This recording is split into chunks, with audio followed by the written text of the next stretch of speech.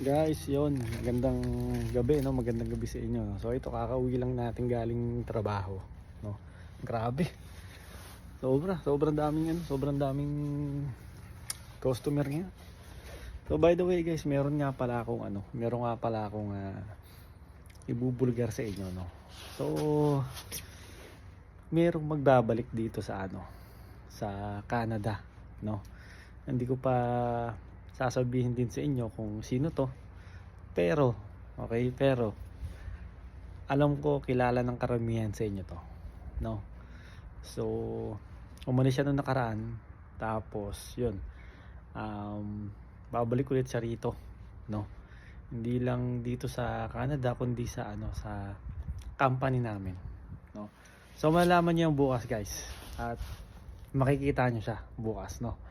So guys, yun lang. Ito, pahingan na rin, no? Kasi pagod tayo at bukas pang umaga na naman tayo, no? So guys, yun lang. God bless sa lahat. Ingat kayo.